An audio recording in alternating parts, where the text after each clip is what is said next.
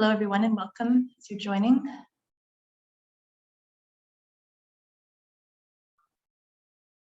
I'm gradually admitting everyone in the waiting room.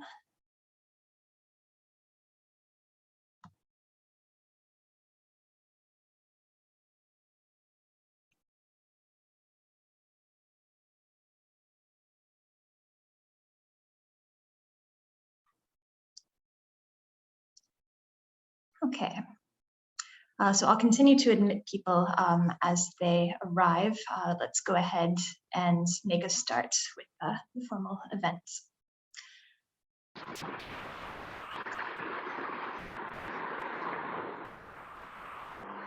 We can't hear you, Megan. Oh dear, okay. Can you hear me now? Yeah, I think someone was unmuted. Everyone, please, I'll mute everyone as they arrive too. Okay, is the sound all right? Okay, great. All right, well, hello everyone and welcome. My name is Megan Tinsley. I'm Presidential Fellow in Ethnicity and Inequalities at the University of Manchester, and I'm one of the 4 co-conveners of the British Sociological Association's Post-Colonial and Decolonial Transformations Study Group. And I share that role with Gurminder Bhamra, who is co-chairing tonight's meeting, Ali Megji and Saskia Papadakis. The study group is now in its 2nd year of hosting monthly events that are free, online, and open to the public. So thank you for joining us for this timely and urgent conversation on decolonizing the Anthropocene. Earlier this month, after Indigenous women led a march demanding systemic change and climate justice, the COP26 summit in Glasgow concluded with an affirmation of the status quo. Last Wednesday, 27 people drowned in the Channel, and the Home Secretary responded by calling for joint police patrols to further securitize Britain's borders. And on the same day, scientists in South Africa alerted the international community to a new variant of the coronavirus. The response from the UK was to suspend flights from 6 countries in Southern Africa while continuing to perpetrate vaccine apartheid. All of these events are linked to the global climate crisis. All of them that have been described using the language of the Anthropocene, which we can understand broadly as a new geological era dating from sometime between 1452 and 1950, in which human beings are said to be responsible for changing the climate. But to use this language flattens the variety of experiences and the variety of the coloniality, rather, of the crisis, as well as the coloniality of its origins. So all of these events reveal the coloniality that both produces the climate crisis and shapes people's experiences of it. And attempting to respond to any of these events in isolation underestimates the scale of the crisis at hand. To understand the present crisis, to have any hope of responding in a meaningful way, we must begin to think differently about it. This means unsettling the homogenized humanism of the Anthropocene and revisiting its origins as we consider how people were transformed into racialized inhuman matter and how ecologies were transformed into commodities. It also means engaging with refusals to accept the colonizers' ways of being and knowing in the past in order to imagine alternative futures. Joining us today and sharing a platform for the first time are 2 scholars who have written race and gender back into climate discourse. Our first speaker, Kathryn Yusoff, is Professor of Inhuman Geography at Queen Mary University of London. Her work is centered on dynamic Earth events such as abrupt climate change, biodiversity loss, and extinction. She's interested in how these Earth revolutions impact social thought. Broadly, her work is focused on political aesthetics, social theory, and environmental change. In her most recent book, A Billion Black Anthropocenes or None, she argues that what she calls an insurgent geology for at the end of the world, for the possibility of other worlds not marked by anti-Blackness, where the inhuman is a relation, no longer an appendage of fungibility. It is a refusal of the white overburden of geology that has secreted its excess into every pore of the earth. Our second speaker, Françoise Vergès, is a writer, a decolonial and anti-racist feminist activist, an independent scholar, and a curator.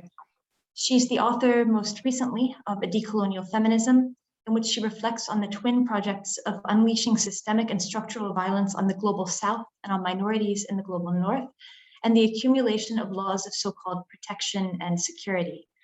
She's also written on Frantz Fanon, Aimé Césaire, Memories of Slavery, the Post-Colonial Museum, Colonialism and Imperialism, Racial Capitalism, and the Racial Capitalocene. Our two speakers will share their reflections for about 15 minutes, and then they'll have a few minutes to respond to one another. After that, I'll open the floor to questions from anyone present. We'll conclude at 6:30 p.m. GMT with final comments from the two speakers. Please do keep your mic muted and your camera off until the discussion period. This event is being recorded and it will be shared afterwards. So with that, I'd like to welcome our speakers and invite Kathryn Yusoff to share her reflection. Thank you, Megan, and thank you, Megan and Govinda, for this invitation, and for Françoise for engaging in conversation. It's such a fantastic set of engagements, I think, and important given the events that you've just been talking about. And thank you all for joining us. It's really nice to see such a big audience on a Monday afternoon. So I imagine that there are lots of people from all over the world. So thank you very much for being here. I just want to start with some reflections really about, and it sort of comes from the work that I've just been doing on a book I've just finished around a kind of long history of geology.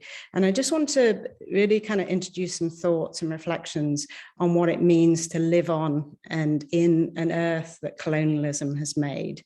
And that's really to think about the earth as an iteration, to think about the earth as something that has been made through colonial relations and is a product of an artifact of colonial relations and their kind of neo-colonial presence and the various kind of populist forms of nostalgic colonialism that we have now and their kind of very weaponized hostile environments.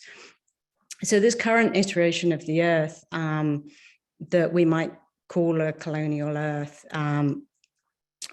is an extractive earth. It's organized around extractive relations, both through the land and through kind of subjectivity. So one of the ways in which we might understand these racialized relations is that they sustain and allow the surfacing of whiteness as a geopower. So whiteness kind of floats in a sense as a territorializing force. And I understand whiteness as a kind of multi-ethnic affair. So it's a kind of a structure and positionality that is organized through those kind of historic colonial relations of materiality, of kind of psychic forms of extraction that literally kind of geoengineered the world towards white supremacy. So we can see colonialism as being interested in that kind of project of geoengineering, both through kind of the organization of land as property, but also of people as property, and to see those as kind of twinned natalities of the colonial project. So if we have an earth that is sort of geoengineered towards white supremacy, and in so much as race is coupled with this sort of territorial theft and geologic unearthing, then decolonizing the earth and decolonize also involves a kind of a re-engagement with whiteness as a geopower and thinking about kind of white supremacy as a form of geologic subjectivity rather than a sort of simply an ideological position. So my work has been very much about paying attention to geologic processes and their role in organizing and reproducing forms of white heteropatriarchy through material relations, and with an explicit attention to how these forms of material and kind of effective infrastructures constrain and reproduce forms of geologic subjectivity. And these are kind of forms that have social and intimate forms of expression and create a kind of whiteness as a geopower through the subtending or the kind of undergrounding of Black and brown subjects. So to think about the creation of racial undergrounds as key to the possibility of white supremacy to float, essentially. So coupled with a focus on the kind of consequences of these geologic relations, we can also see the kind of split between geos and bios in the sciences and the philosophies of life and in terms of political subjectivity. And it's at this kind of intersection between the geos and the bios, which is also kind of named as the kind of inhuman and the human, that actually that kind of action of race takes place. So race takes place in the kind of rift, in a sense, between bios and geos, of what is recognized as a livable life and what is kind of seen as and understood through kind of a dehumanized matter economy. So we can think about there being kind of alongside this kind of kind of the histories of these dehumanizing forms of subjectivity, a missing earth. So a kind of an earth that supports and shadows colonial earth. So in COP, for example, we see colonial earth, we see a kind of white heteropatriarchal earth that's being kind of put up for discussion. And that kind of replicates this perspectivism of white geology. But there's another earth that supports and shadows this colonial earth that lives within the kind of racial undergrounds of this earth. So one of the things that I've been kind of very much concerned about is thinking about the effect of this stratigraphic imagination. So what's been the effect of thinking about both racial relations as hierarchical and the kind of material inhabitation of race as a actual geophysics that is kind of creates forms of kind of exposure closer to the earth and forms of exposure that are cushioned or protected from the earth. So one of the ways in which we might kind of think about decolonizing the earth is really kind of to engage with the stratigraphic imagination, and also to think about, particularly in sociology and a critical understanding of relations, the way in which that kind of stratigraphic imagination is continuously deployed. So it's really difficult to not think about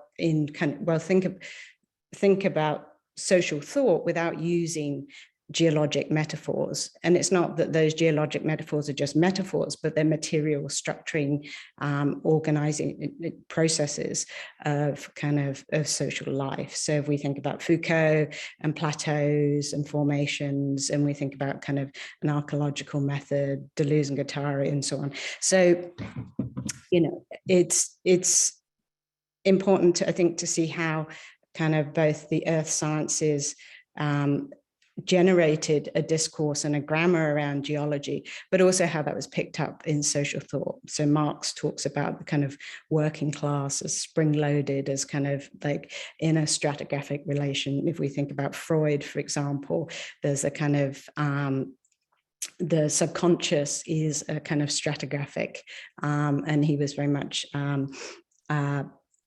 riffing off kind of geologic thought in the formation of kind of identity. So in engaging kind of decoloniality in the earth sciences and the humanities, there's both the kind of need to, I think, engage with these histories of the inhuman and inhumanity, and the kind of intertwined histories of production and what allows kind of production to keep on reproducing. But also kind of the language and the grammar of geology and how it kind of both structures thought, but also gets covered over by a discourse of biopolitics. And it gets covered over by a discourse around a kind of biocentric form of life, which actually erases the very kind of forms of oppression that are imbued in kind of these material relations of geologic power.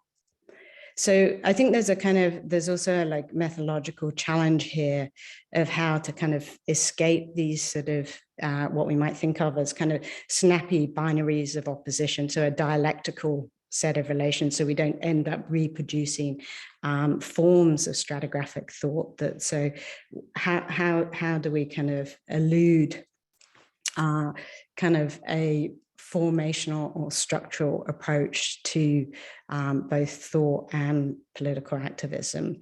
And here, I mean, I very much look towards, as I think Françoise has in her work, towards kind of a sort of a radical form of poetry as a form of destabilization of kind of stratigraphic thought, and thinking about someone like Edouard Glissant. And poetry is a way to substantiate or resubstantiate relation under stratigraphic conditions, so under conditions of pressure, under conditions of anti-black and brown gravities. So we might kind of think about decoloniality as kind of future orientated, in that it kind of maps a future rather than the kind of given extinction and extermination of the Anthropocene. So if we think about the end of colonial Earth is, you know, can either be the kind of the Earth that we're currently grappling with in the climate crisis, or somehow the kind of the missing Earth needs to be brought into a kind of perspectivism that in some ways kind of reconstitutes those relationships. So obviously that kind of requires both the acknowledgement of those histories, so bringing those histories to the fore and understanding the kind of twinned root of genocide and ecocide, which our Indigenous colleagues and poets have long been articulating. But also I think there's a need for a shift of language and a grammar of apprehension of the Earth, of thinking about extraction and unpicking some of the language of normativity of things like natural resources, of the ways in which these kind of geocodes actually map through both the kind of psychic site of the structural placement of extraction in certain racialized and gendered bodies, but also kind of that normalize the kind of the unearthing of certain kinds of materialities through sets of processes. So if we begin to take apart this kind of language of natural resources, of it also is kind of asks us to rethink and reorganize towards a different kind of geoethics.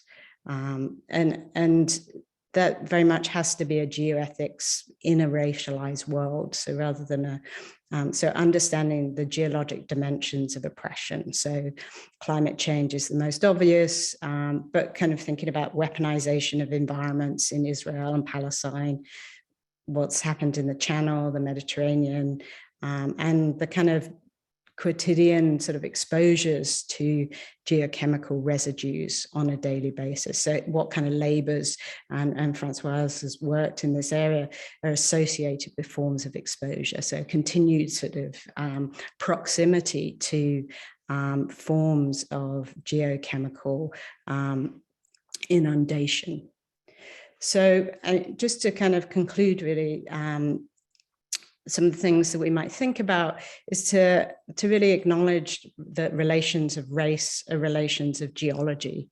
And I mean that broadly conceived as a kind of geophysics of anti-Blackness, our kind of hostile environment, and a history of the severing of environmental relations. So forms of geotrauma that have erupted through Indigenous life and continue to through forms of settler colonialism.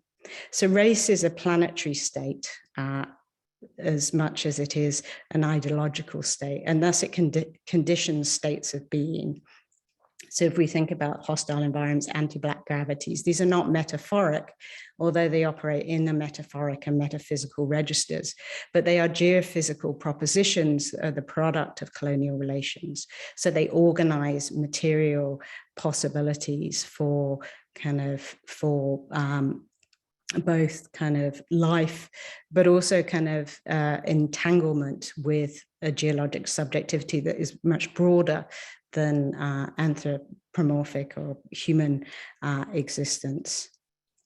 So one of the ways in which we might think about attuning to that geophysics or undoing kind of colonial geophysics, is really to think about shaping forms of intimacy with that subjective life, as well as kind of finding kind of ways of theorizing and understanding and a kind of abandonment of a kind of stratigraphic imagination. And really that's to understand the sort of futurity and the present organized by the colonial relations of now. And the kind of weaponizations of environments as geopolitical kind of disciplining tools, as we've just seen in the kind of abandonment to sea. And these are spaces in which race was historically made, and I think is a kind of often becomes a neglected grounding in other more overt forms of racism. So I'll stop there, and hopefully that's just giving us some points to talk through and think through collectively. Thank you very much, Kathryn. That was compelling, disturbing, and certainly gives us a lot to pick up on in the discussion. So I'll hand it over now to Françoise to share her reflections. Okay, well, thank you. And thank you for inviting me to have this conversation with Kathryn Yusoff, with work I admire a lot. So, in fact, as Kathryn was saying, I've been interested in the work of cleaning and who is cleaning the world. And related to the question of extraction, you know, where do you dump, where the West is dumping its waste, and, you know, what is being dumped. And also how with the pandemic, there is a redrawing between the healthy environment, clean environment, healthy body, unclean territories, unclean environment, and clean body. You know, even the ecological concern with, you know, where do you dump, for instance, nuclear waste in Europe without even a thought about, you know, the country from which, for instance, uranium is being extracted, like Niger for France, for instance, and where, you know, the contaminated earth is constantly being dumped. So this, you know, we will clean this. And what I try to do here tonight is to suggest a cartography that connect the way in which the current pandemic is managed on the global scale, the inequity it confirms, but also how white supremacy is using this opportunity to redraw border, along with the climate crisis, you know, along historical racial colonial lines. You know, drawing, you know, the border of territory with people must be protected and live, you know, and live, sorry, in clean surrounding versus unprotected territories where waste is being dumped. Land, water, and air are poison, and protection against contamination is weak or lacking. The role of the different actors, so to look at the state, the private company, the private foundation in this redrawing, you know, and how all this coalesces with politics of poisoning and unbreathing on a global scale, and also with the current anti-life politics against refugees. All this creating an uninhabitable world for the many and protect an imperialist way of life for the few. How all these elements create zone on non-being, as Fanon, you know, described, which are multiplying around the world. And how the visual culture, what is the visual culture that normalize vulnerabilities, that normalize, you know, this division. And I take visual culture here to mean what Anna Rabindan-Kessen has described in her last book, Black Body, White Gold, in which she writes that visual culture does not just represent or mirror this economic operation of racial capitalism and colonialism. No, it is simply a product of them, but it formed part of the economic structure that commodify and still commodify Blackness. And she had economic relations structure, not only social interaction, but also the way we see and perceive each other. So how are we trained to see So we do not see.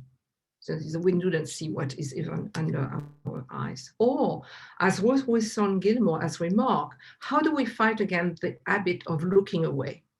She writes, she said, and I quote, people in the United States and beyond, not only in the United States, in fact, have a habit of looking away. People look away from permanent war, look away from settler colonialism, look away from racism, look away from class war. Looking away from what's happening today. Even, some weeks ago, what was happening at the Belarus-Poland border has been erased. Thousands of refugees with babies left in sub-zero temperature and being called weapon of an hybrid war by the Polish government. The women, children, and men drowned in the channel, the government respond to that. So the importance through the visual culture, of naturalizing this injustice and inequalities. So how we need to denaturalize that visual culture and learning so we can learn again and losing the habit of looking away and looking, in fact, at the monster that white supremacy is without being petrified. When I say racism, I look, of course, again at Ruth Wilson-Gilmore's definition of racism as the state-sanctioned or extra-legal production and exploitation of group-differentiated vulnerability to premature death that we saw again with the pandemic, where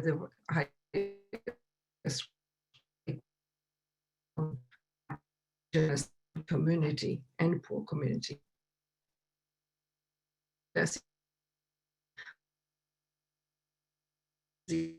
Being exploitation, exhaustion, So racial capitalism is also a technology of anti-relationality. We know that slavery was forbidding the making of kin, community, and families. So what I am trying to suggest here, and I would want to have this discuss, is the existence of threads that connect this different geography and territory, and how, through the politics of race, class, gender, and even religion, because today, Islam is seen in the West as something that belongs to this other that is, not civilized and clean, are poison. And I use poison rather than polluted to indicate really deliberate state and company politic of poisoning, and how they hide the effect of their poisoning in water, land, plants, and body. How through the slaughterhouse, the chemical plant, the clothing and cleaning industry, the fast food, and the arm industry that is quite often forgotten as a very important source of contamination and poisoning. How they hide the cost of this poisoning, how they hide the fact that they are producing irreparable harm sometime, and how it takes years of fighting to uncover these practices. But even how we are being sold today, clean energy, what is called clean energy with electrical car, bikes, and so on and so forth, whose production entirely rests on dispossession, extraction, exhaustion, and suffocation of indigenous Black and brown people. So we know that slave trade and colonial slavery laid waste, the question of waste for me, on the African continent, developing technology of anti-relationality, drew and all this constructed the master house and his world, establishing laws that forbade free circulation for indigenous and slave, protected private property, bank, insurance, heritage, commerce, access to education, elected position, judiciary. Our white women were accomplices of that because they knew very well what slave represented as capital. And how the master house was constructed as a domain of civility, manners, and cleanliness, standing apart from the unclean world of non-white, even though it was a house of cruelty, filth, torture, blood, and murder. The conception of cleanliness became tied to the degree of civilization that was, of course, natural to the West, that the people had reached, to sexuality, to disease, to manner, to hygiene. By the 19th century, in fact, Europeans had traced a very strong racial division between a clean Europe, free of disease, clean European body versus dirty indigenous dwelling, dirty bodies, sexuality, unhealthy habit of food, care, and health. Race became a code for designing people and land that could be wasted. That division informed ways of managing a pandemic, as we know, but also the disposal of waste and refuse that also source of disease. And it has associated Black and brown people with, customs that are not respectful of hygiene and cleanliness, justifying transforming their body into things to cut, experiment, and inoculate with disease. So if we agree with the remark that capitalism is a production of waste and not of goods, and tons of waste are produced everywhere, if we think about it, from the e-industry, medical, mining, deforestation, the corpse of millions of animals also that are slaughtered when a virus is detected. I mean, you hear about millions of, cows or, any chicken, whatever, by million, they are slaughtered.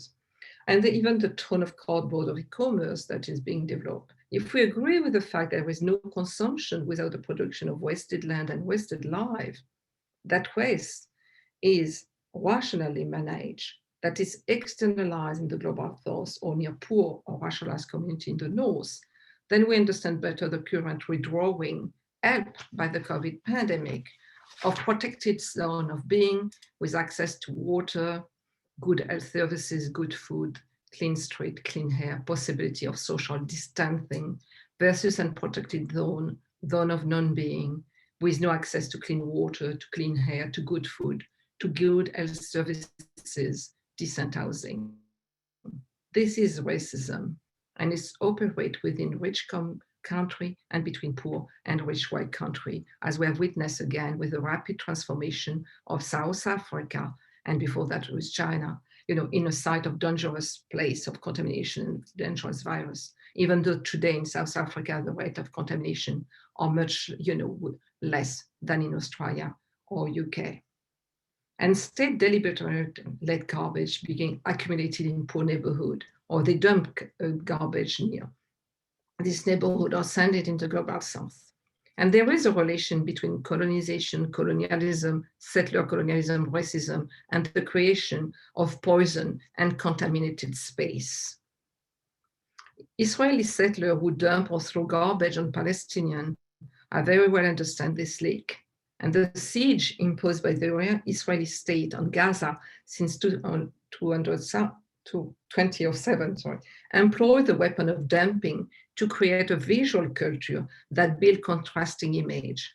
The siege has been the main cause of a pollution crisis with systemic lack of water and untreated sewage dumped into the sea, which produced on one side a dream vision of, Mediterranean beach, like clean, like free of disease, whatever. And on the other hand, overcrowded beach where Palestinians swim in sewage. White Mediterranean on the one side and Black Arab Mediterranean on the other. But of course, we could think about many other examples of this division between the clean and unclean, the disease place and disease that is produced by colonialism and racism. And who is cleaning this? Black and brown people. And historically, Black women have been cleaning the zone of being and forced to live in the zone of non-being.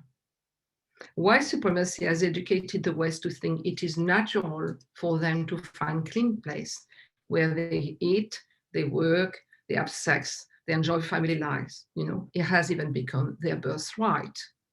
What is taken for granted in the West, running water, electricity, train that works, school and hospital, avocado in winter, cheap clothes, are the exception rather than the rule.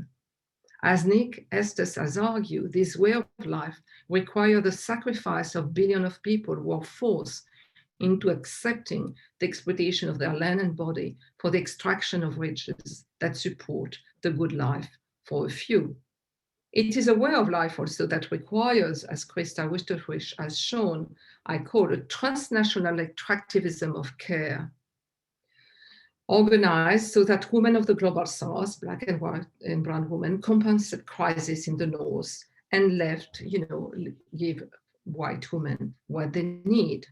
Could we not even say that women equality is at advanced stage in Western Europe because of the riches bestowed on the West?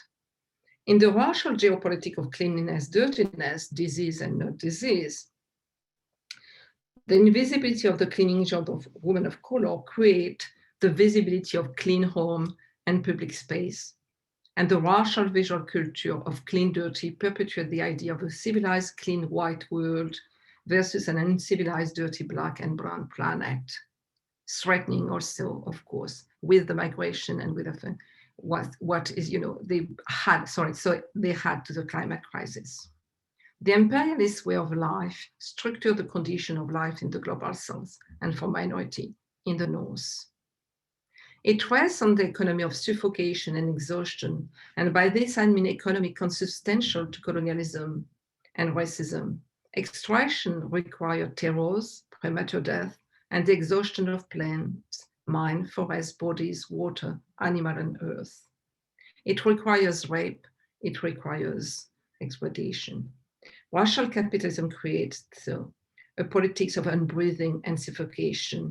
It leaves behind wounds, devastation, and the corpse of the humanist narrative, as Diane Brand has written. So the healthy body, the growing concern for healthy performing body and mind that has a better immune system, has developed in a major and lucrative market, offering even, meditation, yoga, exotic, gym and massage.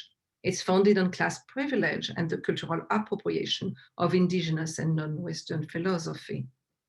Protecting the health of this body, this white body, and reinforcing its humanity to disease require access, to a number of things, of body that create a safe and clean environment, access to good food, access to park, nature, and, spa, and everything, doctors and dentists. Hence, it has become banal to see in the big metropolis of the world, women and men running through the street before rushing to the gym or the yoga center and having a detox drink. Meanwhile, women of color try to find a seat for their exhausted body as they return on public transits for cleaning this place where, the white people find. There is a dialectical relation between the white performing and healthy body and the racialized female exhausted body. The exhaustion of the latter is the source of the good health of the former. So the deliberate politic of poisoning and the accumulation of waste and filth on the earth that is never being talked about in all this meeting or huge meeting around, climate and Anthropocene is for me quite a very important. How we will clean, how will we be decolonial, anti-racist politics of cleaning the earth so that we can inhabit it, how will we decolonize also all this and reach how we will build refuge and sanctuary in this uninhabitable world. So where we can imagine all this alternative to this world that is established on the murder of many.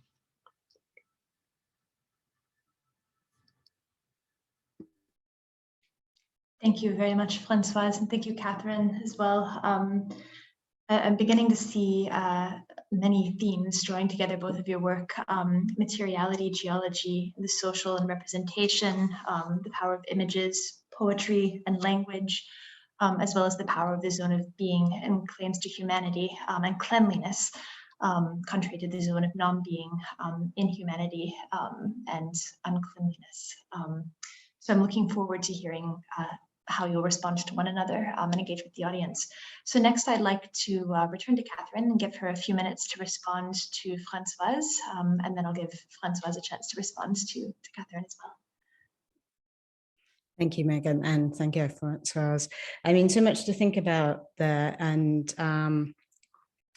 so one way into this maybe is a kind of, in your discussion of zones and the kind of zones of non-being that service the zones of being, there's this, and you talked about in terms of a kind of the sort of dialectic relation.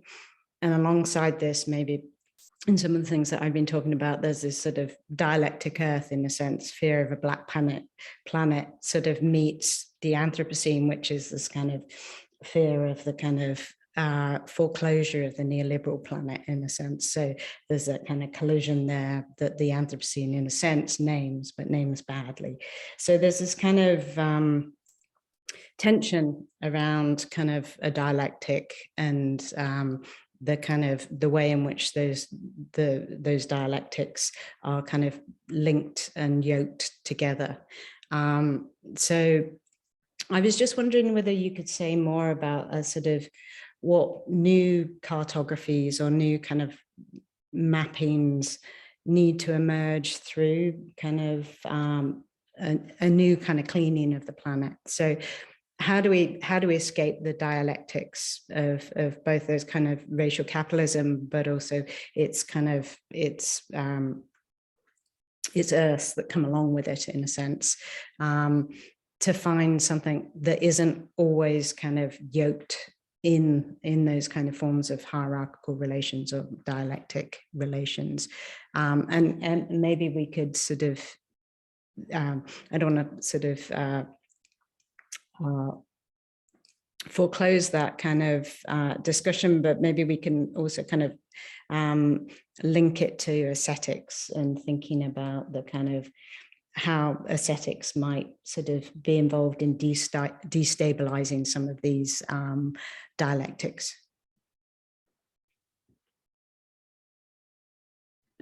Well, thank you. And I will answer your question. And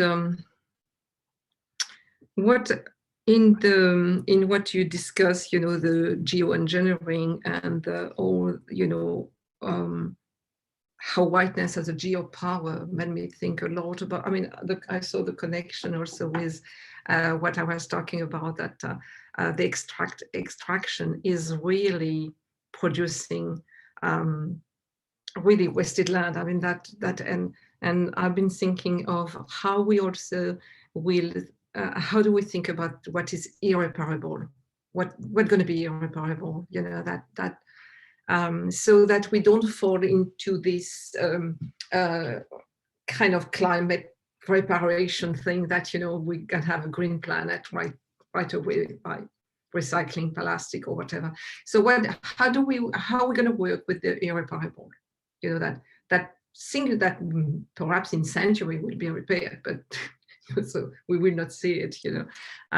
I'm thinking, of course, and you know that, I mean, how mines in Africa are absolutely wounding the earth in a way that you don't even know how we're going to repair that. So, you know, I wanted to ask you how you thought about that, you know, because this is connected for me with, I mean, the way I think about cleaning in, you know, that could be not these exploitative things, will be connected with reparation. You know, so not cleaning to make the white world clean, so, and hiding the garbage that is produced constantly, you know, and asking Black people to clean, you know, it, but how a cleanliness that is for me connected with collective life, with reparation, with peacefulness, you know, with not the permanent state of war. I'm also always quite surprised when we talk about pollution. I mean, that there is not too much about the war, you know, what the army left behind, the fact that Iraq is totally contaminated in the West, and Afghanistan is certainly contaminated and poisoned. Where nuclear test occurred, it's also contaminated and poisoned. So the question of Earth, you know, what you're talking, the geological component of that. And to answer to your question, effectively, the tension, the fact that has been that we don't think about so much of cleaning as a field of decolonial struggle. So the new cartography that need to emerge, I will say, they have, as I said, they have to do for me with what kind of political reparation we need. You know, how do we repair, and how do we, because for me, cleaning, there is a certain way of cleaning. It's not that I'm for, you know, not cleaning places, but there is a form of cleaning that is absolutely made so that we don't see the production of waste. I mean, so it's cleaning, and you don't look at the beginning, you know, that perhaps, you know. So we need to clean. So cities need to be clean, especially Western cities, because they are also tourist cities. But you know, the clean of what? I mean, start by not dumping all this, and so there would be.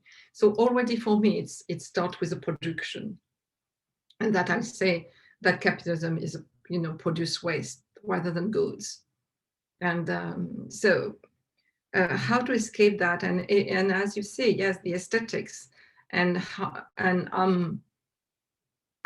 all the image we see of dumping ground when you see people in Asia or South America and Africa, and that construct also the idea of these people finally garbage, you know, it's okay for them, whereas, you know, and so this so it's not about the river are full of plastic and we have to clean the water. It's this production, the constant production of a visual culture.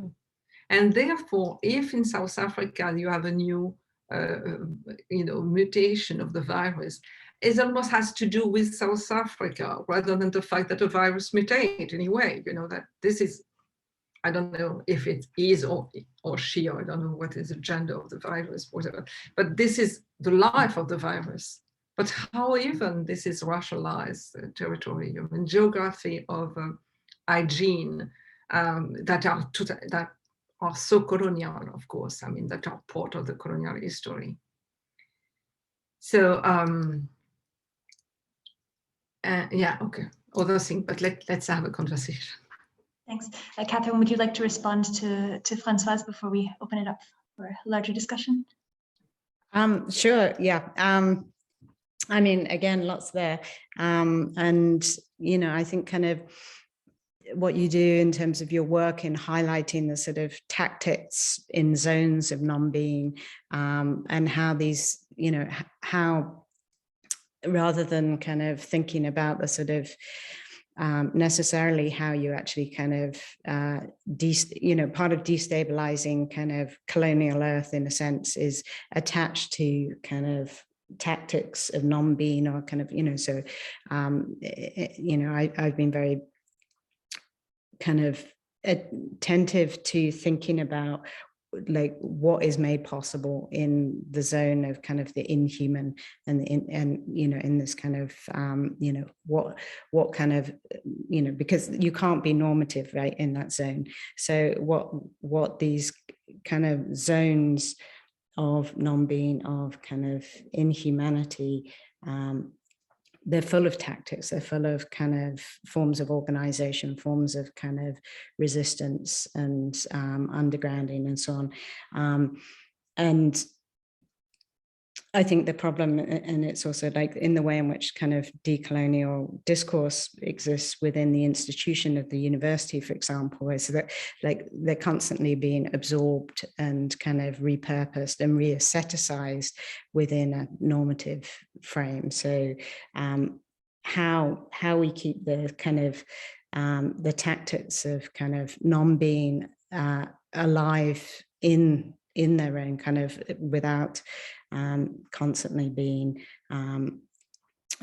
kind of disabled through this kind of normative language. And I think that's where aesthetics can really kind of keep a disruption, but has the possibility in the space to keep a kind of disruption going. And, you know, I mean, I think there's lots of really interesting things that emerge here around kind of bordering and the kind of like the imperative to border and what is being covered over, what is being erased in that kind of, you know, the border actually signifies kind of the anxiety of the kind of, you know, the space of the zone of being, the kind of neoliberal space of, so part of kind of, I guess,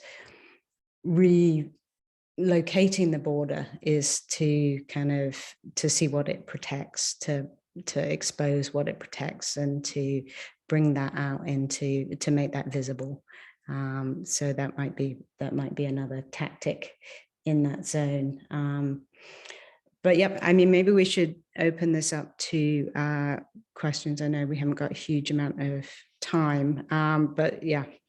loads to think about there. Thanks, Françoise. I just want a sentence of when you say what is to protect, and I mean they are ready for war. You know, I was struck by the Poland-Belarus border that, you know, the Polish government sent the army right away, you know, and establish barbed wire, drones, and everything. It was really a war against people, you know, and and declaring it to be a war.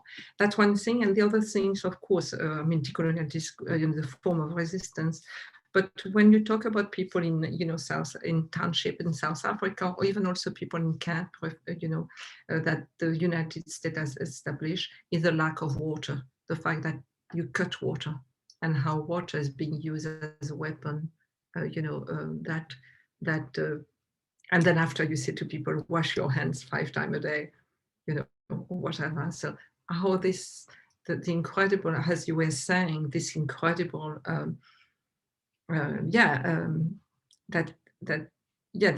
how the white supremacy is determined to wage war to keep, you know, just to protect its way of living. And so how, and as you say, to show what it is, you know, to constantly show, this is what I would say also, fighting against that visual culture of banalizing, normalizing things. And it's very important. And but let's have a conversation. That's an excellent segue into the first question, actually. People have been dropping questions into the chat. Please continue to do so. If you'd like to ask a question aloud, then please use the raise hand button. It's under reactions. And then I'll call on you to ask your question. But for now, we have about 3 questions in the chat. I'll ask them all together and then take a few questions at a time, because I imagine that there's a lot of overlap and a lot of interesting intersections between the points that people are raising. So to begin, Lindsay Bremer says, I'm interested in where the hydrological and meteorological fits into Kathryn's geological imaginary, given people like Christina Sharp or Paul Gilroy's insistence on the ocean as a central space for the enactment of colonialism. So looking at the contestation of water in a slightly different way.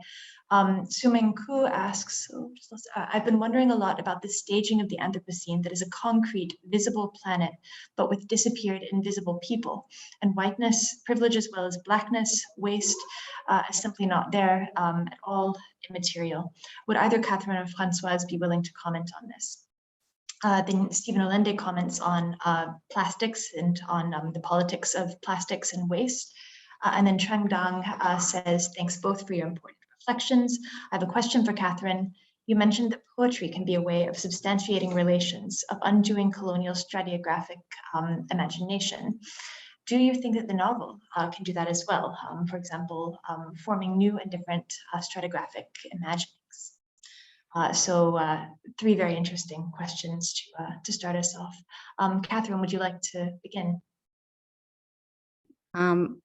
Yes, but in a sense, I'd like to kind of hand that one over to Françoise, because I think she's been talking more about kind of water. I mean, just to say that sort of, obviously there's a huge amount of work on the kind of ocean in, you know, in critical Black thought. And I mean, I kind of started with the mine and I've stayed with the mine.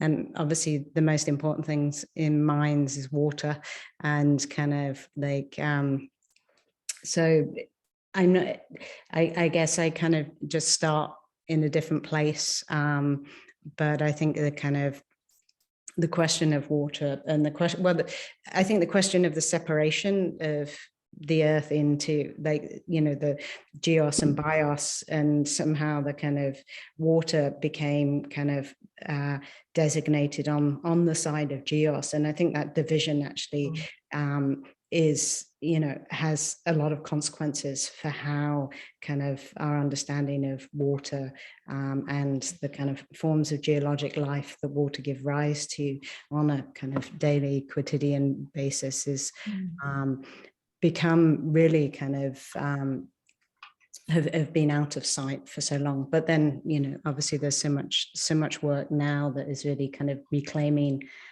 forms of hydro subjectivity in a sense, and the different kinds of, as well as the kind of histories and trauma associated with those spaces. But I think kind of François' work on cleaning in some ways answers that question a bit more astutely. I mean, about the ocean as a central point of central space for the enactment of colonialism, of course, and there is also the trauma, but there is also the philosophy, for instance, in Malagasy way of looking, or even in the Pacific also, there is a continuum land and sea. There is not this border, you know, like the land stop and the sea start. There is an idea of a continuum, a constant, you know, connection between rivers, lakes, seas, and ocean and land. So it makes you think totally differently from, you know, the question of water. And also to reappropriate an history of the ocean away from the domination of the Western, you know, and the masculine, very masculine way of looking at water and ocean. And that also, again, for instance, if you look at the Indian Ocean, has been an ocean that, you know, between connecting Asia and Africa for centuries, long before the European arrived there. So how do we bring also different history of the sea and of water, and the connection with the water and the goddesses and the importance of water in among a lot of diasporic African formation. So that's already, you know, something, and it's in poetry, in song, very important, in ritual. I mean, the ritual are very important, you know, around mourning and water. So that's there is a source that is different from the Western masculine story of, you know, going over the sea and discovering land. That one thing. And then there is also the fact that the ocean, and Kathryn certainly know that it's a new place also for extractivism, going in the deep sea to extract. And so there is how colonialism is a central foundation of capitalism. It cannot not be colonizing. It has to colonize, has to constantly colonize some place, some bodies, has to appropriate constantly. And so the sea is the next frontier, if we want to say, which is going to be, of course, catastrophic for people. And it's already catastrophic.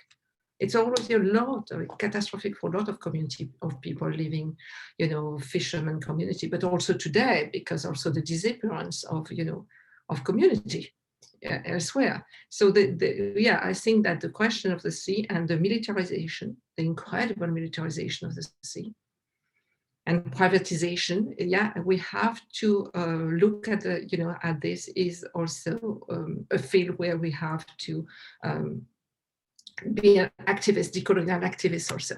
We wish, because thinking only about the land as the place to decolonize, then, you know, sometimes I'm thinking, when you see the West, you know, militarizing the Mediterranean so that African cannot come to Europe, sometimes I'm thinking, okay, they could just lock the continent, you know, and so, you know, be on the sea, be the master of the sea, how they say, you know, and then they will take everything, all the resources. So we have to integrate the sea in our decolonial water. I mean, not just the sea, but rivers, lake, all the water. We have to reintegrate water, not just but as Kathryn said, without water, there will be no human life, none, whatever. So I think it's very important. My work on the sea and the continuum between land and sea, which has been very evocative for me. I mean, you go in an island, there is no way you ignore the ocean. And there is this deep connection,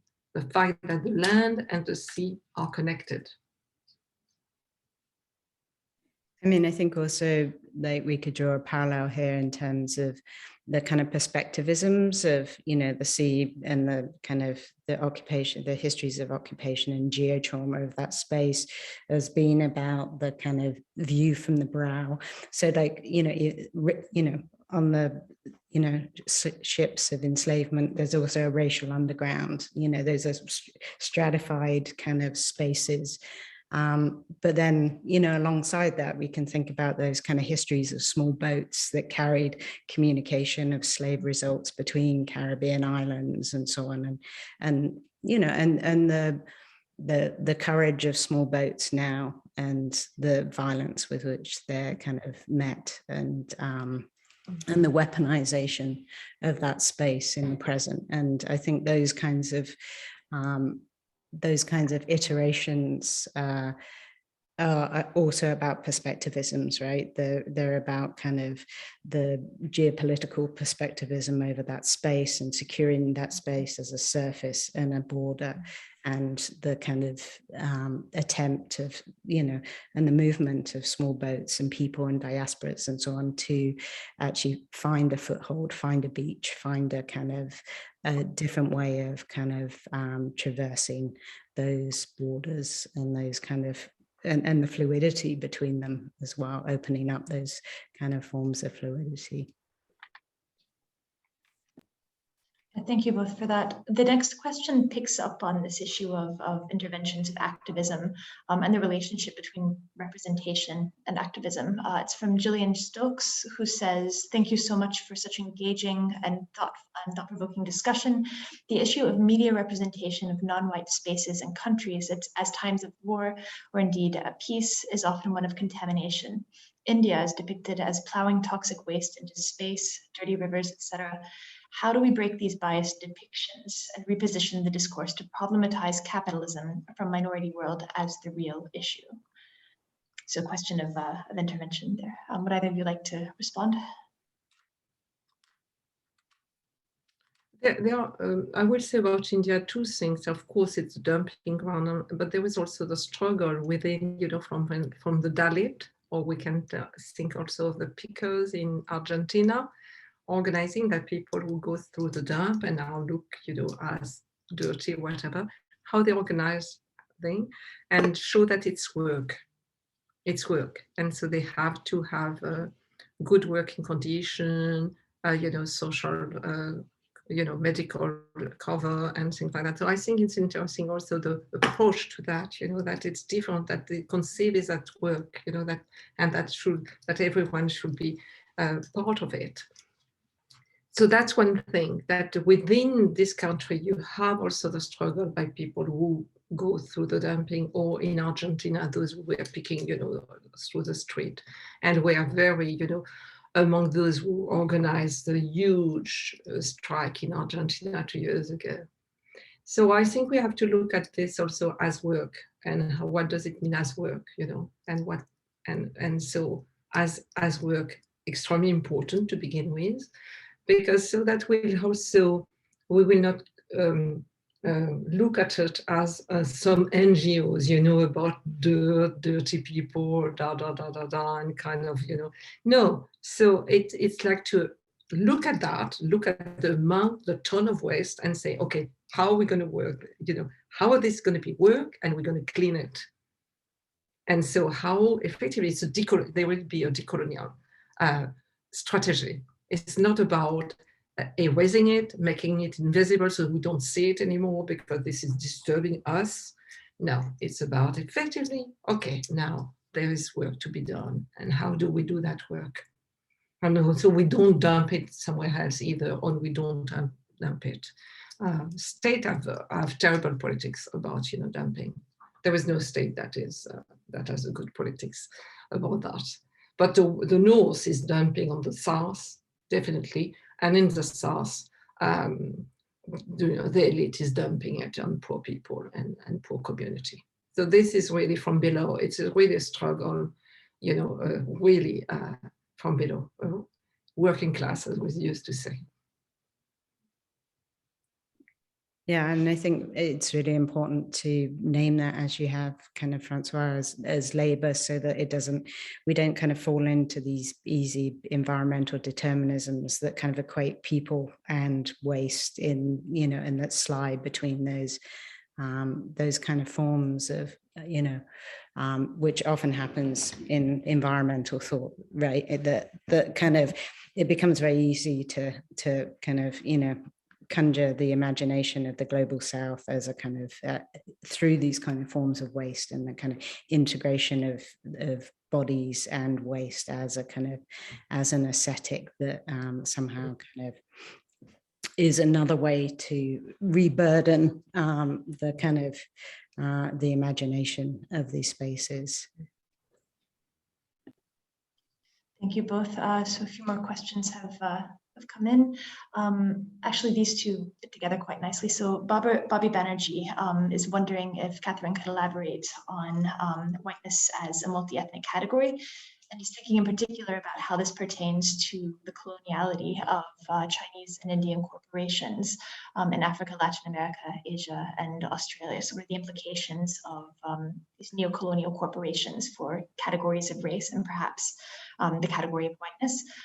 Similarly, Atira Oni is wondering about the possibility of waste dumping in space and it sounds like the responsibility of global corporations. She mentions Jeff Bezos in particular for perhaps new frontiers of waste.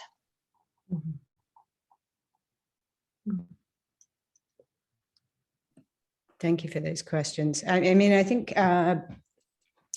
you know, we can see whiteness as a kind of stratigraphic position in a sense that emerges out of forms of colonialism, and that whiteness becomes like a geophysical position that allows you, in a sense, to float above the kind of the waste, the kind of the actual labor of existence through kind of the earth.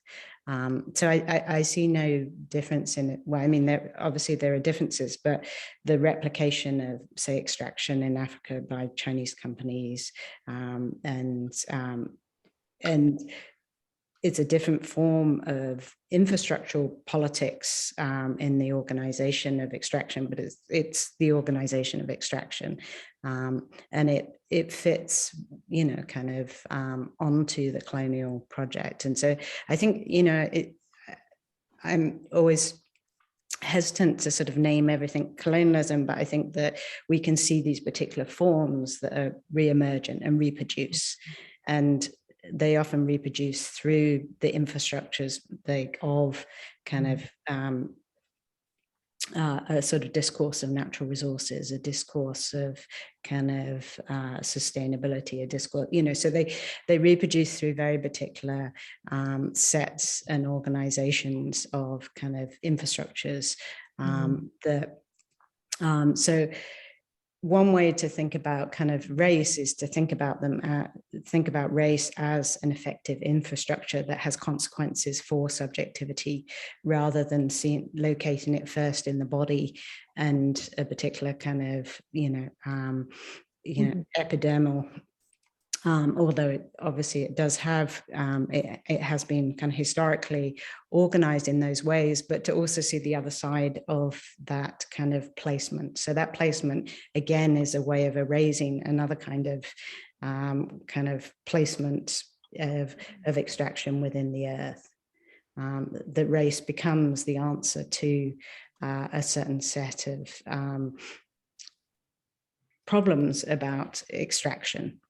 Mm-hmm. So that's the way in which I understand kind of whiteness. Mm-hmm. Well, if we look at race and as colonization in terms of, you know, like colonizing, appropriating, as really the foundation of the capitalism in the world we live in, you know, the masters and has not changed. Even, you know, the tool of extraction would be more modern, also has not changed. Then we understand that, you know, if this is becoming global, like China will be into it, Turkey, you know, I mean, different actors will enter, because there is no other way of building a society, you know, like offering to your citizen water, electricity, cars, whatever, right? There is no other way. So this has to be followed. And of course, the West remain the big actor into that, but everyone try to get in, you know.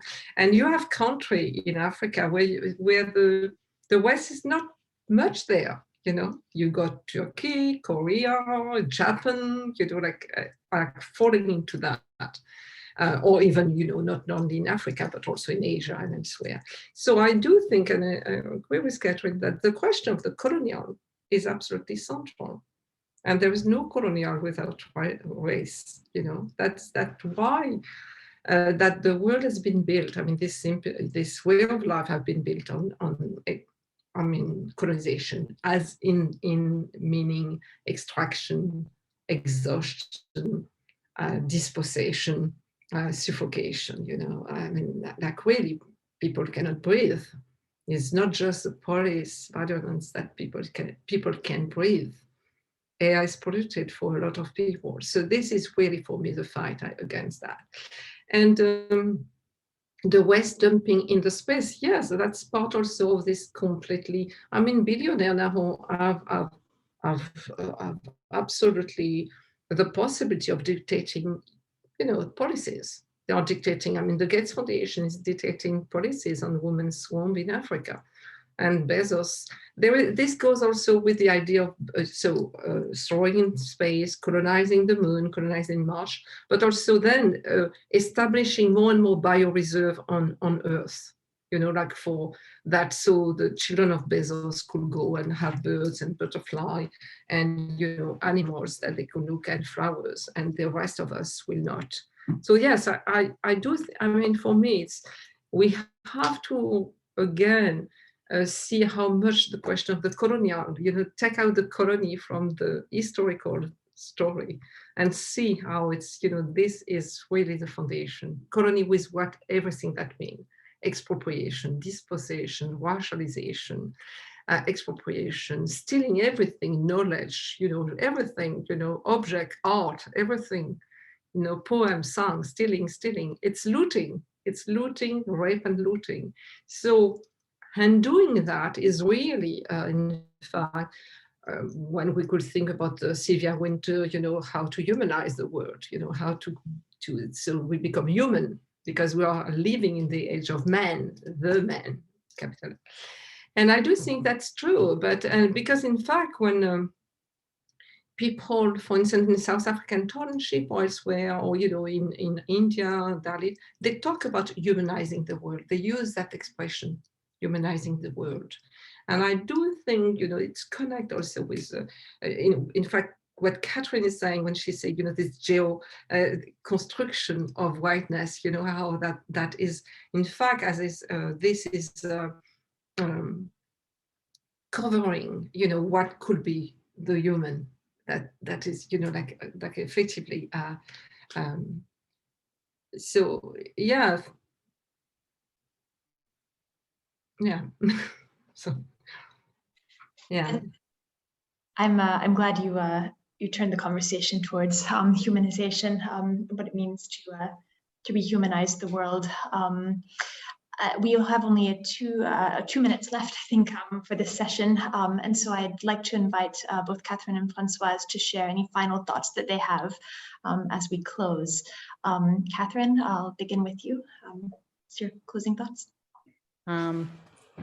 I think I might come back to the question about poetry and writing and kind of, part of humanizing the world is maybe also kind of understanding our geologic subjectivity, how we are absolutely grounded with and in the earth. And I think that, that's a geochemical fact of our becoming, but it's also a form of articulation and understanding the poetry of those kind of geologic pools on our kind of forms of collective life. And so I think maybe re-grammaring the world is part of how we kind of create a new geophysics that is not so burdened by the violence of racialization. So I think Thank you. And Françoise, your final thoughts? Well, final thoughts, okay, that's still difficult. Well, I will say that what really I think it's really full, I mean, it's like hope, and hope means that there is a possibility that there are alternatives. It's the fact that every day somewhere people are fighting back, or getting over fighting back, or creating songs, poem, you know, like singing, marching the street, you know, putting their body in the public space and saying this will not be that way. I think this is really the, you know, like that you know, like is holding the hearse together against the, you know, all what we were describing. So I don't, what Kathryn said, I think I don't want to talk for you, but what I'm trying to also to do is like, we have, there is no reason to be pessimistic. There's no reason to be, you know, optimistic, to have hope. I'm not optimistic, I don't like that word, but there are reasons to have hope. Really, really. It's people are fighting everywhere. People are really fighting everywhere. Okay, they are mean on the other side, they are cruel, but we fight back. Thank you, Françoise. It's important to hear that. Thank you both for everything that you've done to encourage us to think differently about the Anthropocene, and pointing us to the people who are fighting, and encouraging us all to join them. Thank you both for your thoughts. Thank you to the members of the audience for sharing all of your comments. The next BSA Post and Decolonial Transformations webinar has been cancelled due to the UCU industrial action. We will be holding our next event in the new year, so please stay tuned for that announcement. But until then, thank you all once again. Best wishes, and hope to see you next time. Bye. Thank you. Bye-bye.